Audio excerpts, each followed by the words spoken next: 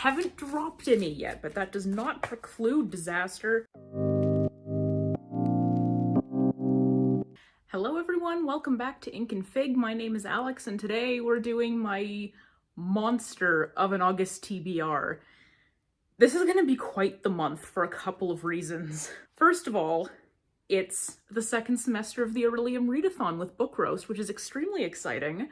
However, it also means that I'm gonna be reading 8 books this month, which is a lot.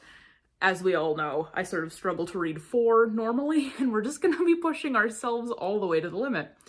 On top of that, I'm going on vacation this month, and I'm gonna be gone for a week. I am gonna be taking a flight in that time. I'm gonna be taking 2 flights in that time, in fact, which means I'm gonna have plenty of time at the airport and on the plane to read, because I'm going all the way across the country, Calgary to Montreal, which is a 4.5-ish hour flight, depending on which way you're going. And yeah, so that's where we're at. Because we're doing the Orilium Readathon, that's gonna change my approach slightly to Lunar TBR this month. I am still doing it. So how we're gonna do this is I'm going to go ahead and do my rolls and pick my cards first. And then I'm going to take a look at all of the various prompts that I have and see what I can double up on. And from there, we'll come up with my reading list, whatever that ends up looking like. So wish me luck. Let's get into it. All right, so let's see what we can do this time around. I'm really hoping to get these moons out of the way. 1. Smashing start. All right, so before we get into our first card, I am using the Ophidia Rosa tarot deck. This tarot deck is absolutely stunning. I use this for most of my everyday purposes. It's just my favorite deck that I've ever found, and all of my other decks that I usually use for Lunar TBR are currently in use from the last 2 months. So we're starting off with the Chariot. Oh, okay, this should be okay. The Chariot is read a book with more than 400 pages. I do have a couple in mind for this already. Roll number 2, 3. 1, 2, 3, 1, 2. I'm gonna go back over, actually no, I think I'm gonna go this way. 1, 2, 3. All right, card number 2. I haven't dropped any yet, but that does not preclude disaster. Here we go. The Empress. We're getting a lot of major arcana today. The Empress. The Empress is read a book by a female author of color. Roll number 3. 1. That works for me. Very nice. All right, roll number 3. This one is for the moon. Our full moon. I'm so excited. I love when I get back-to-back moons every month. Sorry, I just threw half the deck on the floor as usual. All right, let's go with whatever this is. This is the Queen of Cups. The Queen of Cups is read a book with a blue cover. All right, and here's our last roll, roll number 4. That didn't land flat. Hang on. Get that page sitting flat there. 3. We're gonna end up in a very tricky place with 2 moons on either side. Either way, so I might as well just go this way. 1, 2, 3. And finally, card number 4. Yeah, whatever this one is. This is the 3 of Cups. Ooh, the 3 of Cups is read a book with gold on the cover. Okay, so all in all, I am not mad about any of these because these are really broad topics, so I can actually figure out some books pretty easily with these. So to recap, where we left off in April, I am playing a character named Kalaya. She's with the House of the Arcane, and she is an Iltyrian, and we're going for the Necromancer path, which fits from like a stylistic flavor perspective, but as far as practicality goes, this is possibly the worst mistake I could have made for myself personally, because each semester so far has been 8 books that have needed to be read, and honestly, 8 books is a lot is a lot in the grand scheme of things, and especially for me, who's a very slow reader and who's been having a lot of mental health problems lately. So this is going to be a very interesting situation, but I do have faith in myself. All right, so now that I have all of my cards ready, I have gone ahead and figured them out with all of the books that I've chosen for the Orilium Readathon. This is going to be quite the month. I've picked out 8 reads. A couple of them are large, which for me is kind of daunting, but I think I'm going to be able to do it because, as I said again, I'm going to be spending a lot of time in transit later this month, so I'm hoping that I'm going to get plenty of reading time to get these done. So I'm going to go through my classes and tell you what I'm taking, and I'm going to show you what it is we've got on the docket. So I've already paired up all of my cards with books. Luckily, my cards lined up flawlessly with this reading list, so I'm going to have a chance to get my entire cycle done this month for Lunar TBR, which is great, and I'm going to easily be able to meet all of my requirements for the courses. So for the fall equinox here, what we have to do is basically achieve certain test grades. So this was kind of based on an older iteration of the game that was based off of the Harry Potter series, and she's sort of retooled it into something new for her original setting in Orilium. So there's 3 levels of test that we have to achieve in various courses. There is ordinary, qualified, and distinguished. Those are in ascending order of prestige, I suppose. So what that means for us is I have to achieve, so if you need to achieve distinguished in a course, you have to have achieved ordinary and qualified also. So for a distinguished, you're reading 3 books to achieve that grade, which is not daunting at all. To successfully complete this semester, I have to achieve an ordinary in animal studies, a qualified in spells and incantations, distinguished in conjuration, ordinary in restoration, and ordinary in demonology. A number of these books are coming from the library, so I'm actually on hold for most of them. However, we do still have a solid 2 weeks left of July, so I have no question that these are going to come in time, at least at some point during August, if not a week in advance, so I should be okay. So my first course is animal studies, and I have to achieve an ordinary level, which means I only have 1 book to read for this class, and the prompt for that class, so the class I have to take is Study of Familiars, which means I need to read a book with a familiar or an animal companion. So I've picked up Mooncakes by Suzanne Walker and Wendy Xu. I know very little about this book, as per usual. However, I did look through a couple of panels on Google Images, and it appears that one of our main characters has 2 pet cats, which in my book absolutely counts as an animal companion.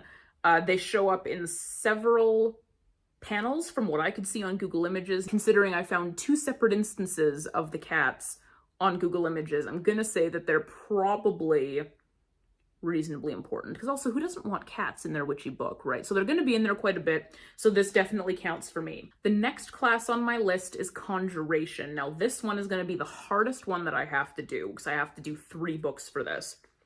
So for my ordinary level, I have to do The Foundations of Necromancy, which means I have to read a book featuring a necromantic element. Now, the obvious choice would be Gideon the Ninth. However, we will note that Gideon the Ninth is a very long book, and I have read it already, and I also read Harrow the Ninth, and both of them took me at least 10 days to read, and in a readathon setting like this, that is absolutely out of the question. So I had to pick something shorter. So I have picked Brian Ruckley's The Edinburgh Dead. I picked this book up in high school, which for those keeping score at home was a while ago, and I half read it, and I think I was just sort of like too young to really focus on this at the time. But I've hung on to it all these years because the premise is so cool. Essentially, there is a mad scientist who is stealing bodies and reanimating them. So there's our necromancy element. And then the book actually centers around this constable who is the one who presumably will bring this guy down in the end. Or, you know, get turned into a zombie himself. Who knows? This could really go either way. It's very dark, very involved. And I remember it being super juicy, but I just like could not focus. And that was definitely, if I like look back at it, it was like a me having a mental health moment kind of thing. But now I'm better at managing those things, and I want to read about reanimating the dead. All right.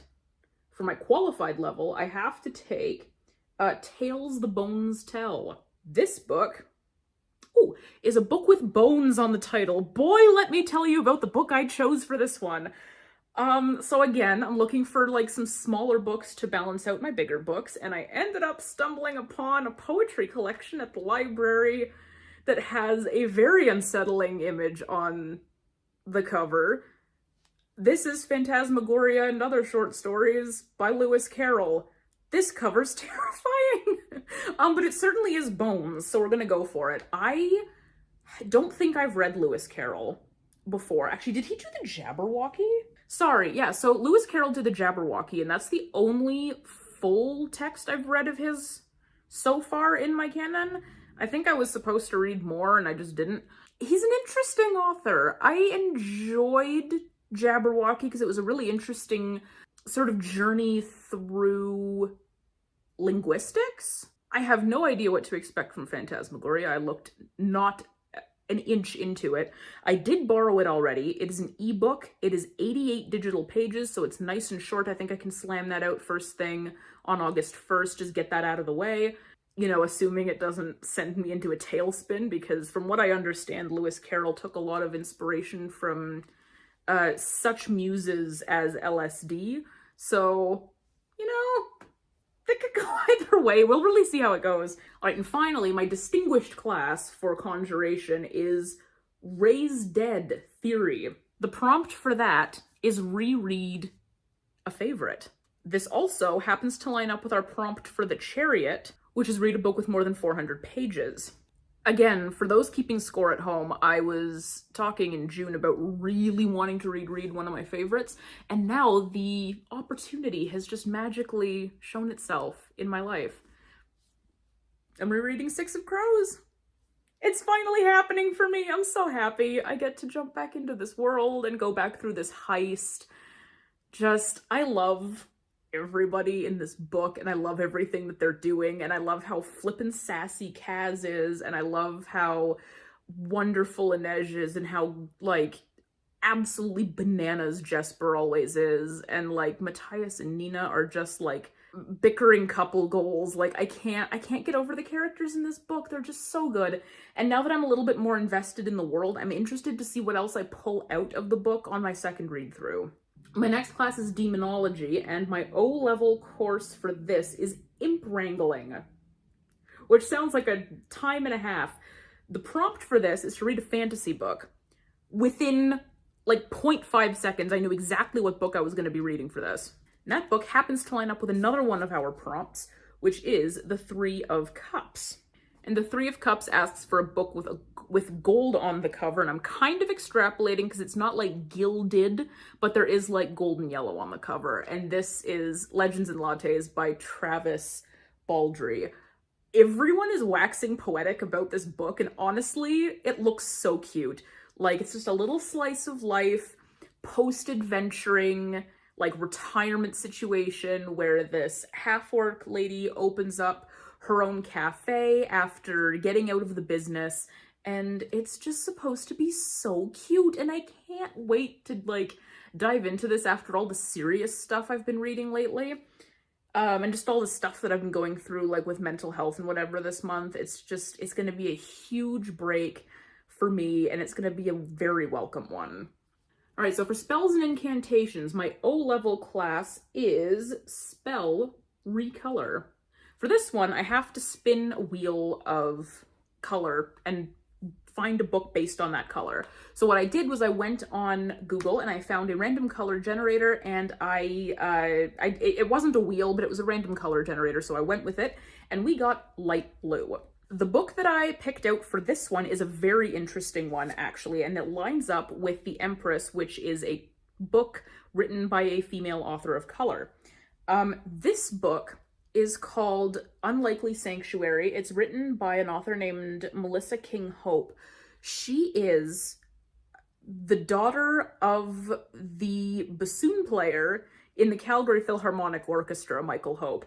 She, from what I understand, was a teenager when she wrote this. I don't know if there is anything past the first volume, but they used to sell this at the Philharmonic events in town, and I thought that was so cool, and I wanted to support a young writer, so I bought this, and then I never actually read it, which is kind of embarrassing considering how long I've owned this. I pulled the receipt out from the middle of the book. I bought this in 2016, so I think it's time. So this matches, more or less, the color that I drew on the random color generator, matches my card. I have no idea what the plot of this is, and I would like to keep it that way going in, because I think it's going to make this a more fun read. Also, it's a manga, so this is going to go very fast. My next class for spells and incantations is Incantation Echo. The prompt is, find someone else's TBR and pick a book from theirs. So this was an interesting exercise. For August TBRs, there's very much not out right now. All of the August TBRs that you'll find out at the time of filming are for last year. So I decided to go and look for someone's July TBR, and I looked for someone who had a reasonably large stack. That was not the video that I ended up choosing.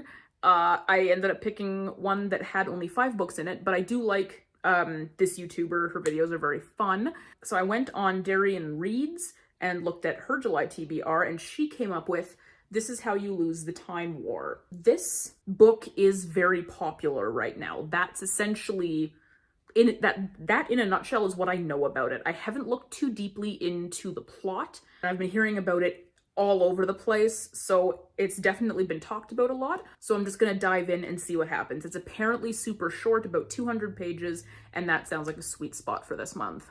So, my last class is Restoration. My O-level class is Object Restoration. Pick a book with a single object on the cover. This is where my last card for Lunar TBR comes in, and that is the Queen of Cups, which asks me to read a book with a blue cover. So, what book has a blue cover and a single object on the cover, you may ask? The Man Who Died Twice by Richard Osman. I read The Thursday Murder Club last year, and let me tell you, that book was a wild ride. If you've ever watched Waiting for God, which is like, I don't necessarily want to frame it as a sitcom, but it was a TV show from Britain in the very early 90s, about these two folks who are living at an old folks' home, and it's the best comedy of all time. I absolutely love that show, and this reads a lot like that show, but with like an element of murder to it. I have not yet read this one, and I have just been informed that there's a third one coming out later this year, and I absolutely want to get that, but I'm gonna need to read the second one first. So this month I'm gonna be reading The Man Who Died Twice. So that is everything that I'm going to be reading for August. I think I've managed to balance out this list pretty well. I was worried that I was going to end up with a lot of big ones because all the stuff that's on my shelf is kind of around the 300-400 page mark. And that kind of wasn't what I was banking on this month, especially considering, again, I'm traveling and I don't want to be carrying too much. So my plan for that is that I'm going to save Six of Crows and The Man Who Died Twice for later on in the month, so that those are the only 2 books that I'm bringing along with me to Montreal, and then hopefully those 2 will keep me busy enough throughout all of my travel time that week that I don't have to worry about anything else. I'm going to try to punch out a bunch of those short ones really early on, and yeah, it's going to be a really interesting month. Looking forward to seeing how it goes. And I'm looking forward to finally getting a couple of these things read, because a few of them have been in my library for a very long time, and it's time that they get the enjoyment that they deserve. So thank you so much for joining me today. Definitely go and follow me on all of my social media at Ink and Fig, and don't forget to drop a like and a comment down below. Tell me what books you're planning on reading in August, and tell me if you're participating in the Readathon. I want to know about your character. I want to look out for you on the server and see where you're at. And definitely subscribe if you haven't yet, because we've got a lot of interesting things coming up shortly. And there's also some exciting things already posted. You'll see some suggestions at the end of this video. Go take a look at those if you haven't yet. And I will see you in the next one. Bye.